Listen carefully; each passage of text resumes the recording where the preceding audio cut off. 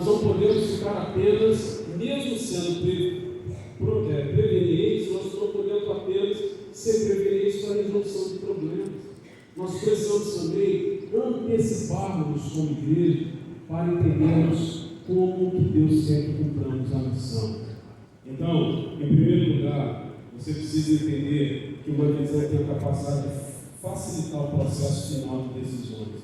Segundo, a gente precisa entender que aquilo que nós conseguimos ver é o que nós poderemos ser. Quando Deus chamou Josué para dizer a ele qual seria a extensão da bênção da terra prometida, ele falou para Josué o seguinte: olha, você está vendo lá a ponta daquele território lá? Aquele será o limite de vocês. Está vendo aquela outra ponta lá? Aquela será a outra parte que vai limitar o que eu estou dando para vocês. Então, tudo que estiver dentro desses limites que eu estou te mostrando, esse é o terreno, essa é a posse, esse é o lugar que eu estou dando para o meu povo.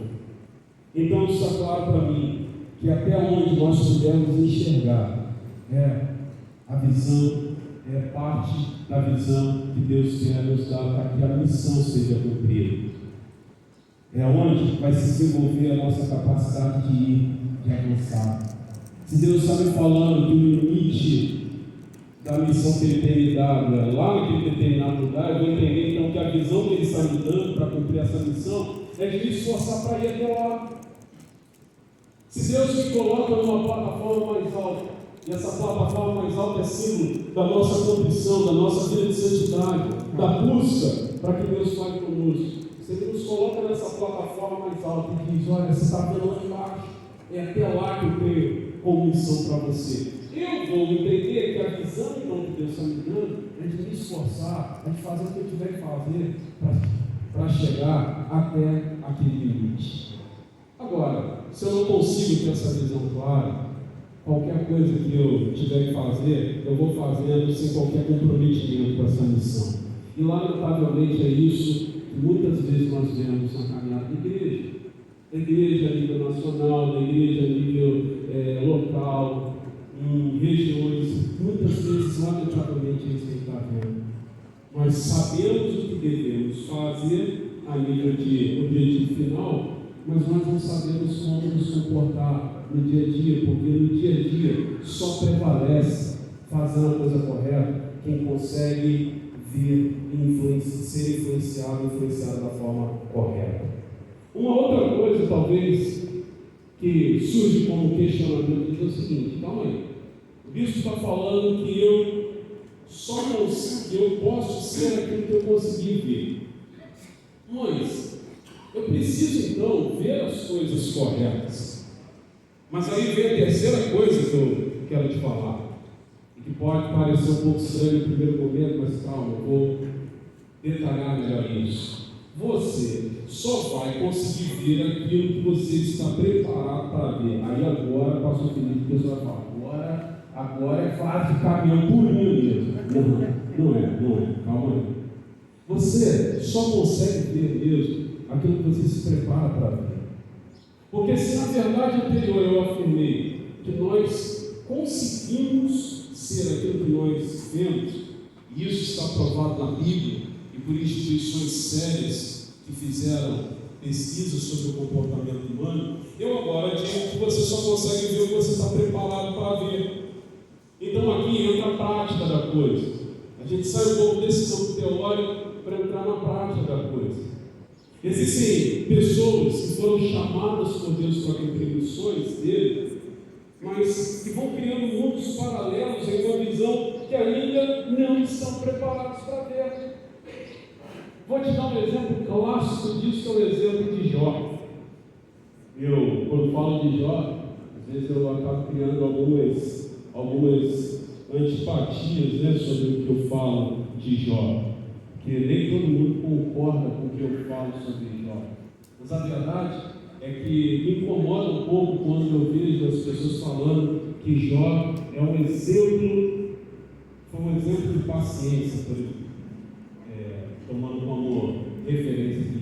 Eu fico tanto quanto incomodado com isso, porque pelo menos na leitura que eu fiz do livro de Jó, diz que ele não foi tão paciente assim todo o tempo.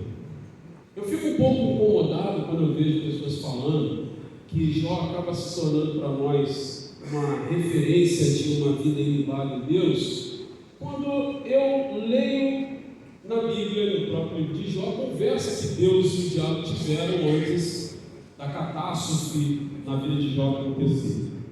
Você sabe tanto quanto eu que Deus estava lá sendo adorado, de repente o diabo estava lá no meio dos anjos e Deus perguntou: o que você está fazendo aí? O diabo respondeu: eu estava rodeando a terra e estou aqui agora. Aí Deus perguntou: você viu meu servo Jó? Você lembra qual foi a resposta do diabo para Deus? Vi, mas o Senhor sabe que o dia que o Senhor tirar o que ele tem, ele vai blasfemar. Você lembra qual foi a resposta de Deus para o diabo? Deus respondeu para o diabo: eu sei, e tanto sei que eu quero aperfeiçoá-lo, quero melhorá-lo. Vai lá, toque tudo que ele tem, menos na sua alma. Menos na sua alma. Então eu afirmo para vocês que existem pessoas que não conseguem cumprir adequadamente a missão de Deus, porque criam mundos paralelos de uma visão que ainda não estão preparados para viver, por causa da verdade e da afirmação que eu estou fazendo, que você só consegue ver o que você está preparado para ver. Jó achou que estava preparado para ver coisas grandes, não estava. Aí o diabo foi lá e cumpriu a vontade de Deus, bagunçou a vida de Jó. A mulher de Jó foi até ele e disse: você não amaldiçoa logo esse teu Deus e morre? A resposta de Jó, que as pessoas usam como um baluarte da vida ilibada em Deus, foi o seguinte: Deus deu, Deus tirou, louvado seja o seu nome. Eu quero trabalhar a minha caminhada com Deus. Eu não falo isso no meu fato, eu quero caminhar a minha vida com Deus para que eu possa ter a condição de, em termos tão significativos, de dizer: Deus deu, Deus tirou, louvado seja o seu nome, eu me satisfaço, eu me sustento com aquilo que Deus faz. Eu não falo isso de ironia, eu falo inclusive do terror e tremor nisso. Mas a verdade é que as pessoas travam aí. Aí vem logo depois, no momento a Bíblia fala que já declarou o seguinte: maldito seja o dia, seja a lua que contemplou o meu nascimento. Aí no outro dia ele falava assim: ao cheiro das águas, essa planta seca vai brotar uma planta nova.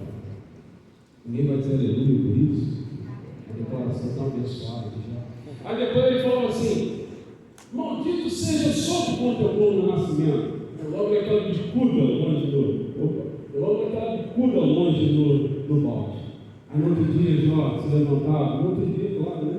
Estou aqui tomando como exemplo versículo após versículo. A gente sabe que existem muitos períodos, às vezes, de um versículo para o outro. Ele diz: ainda que os meus ossos e a minha carne se desfaleçam, eu sei que o meu Redentor vive, que por fim ele se levantará e eu verei a Deus. Glória a Deus por isso. Aí depois um amigo de Jó virava para ele e falava o seguinte: você, alguma coisa errada você fez para estar acontecendo tudo de ruim na tua vida. Aí ele já caiu. Aí eu digo que esse foi um belo dia. Deus procurou Jó e perguntou a ele o seguinte: Jó, aonde você estava quando eu fiz todas as coisas? Aí foi caindo a ficha e Jó foi murchando, né? Quando Deus perguntou: onde você estava quando eu fiz todas as coisas?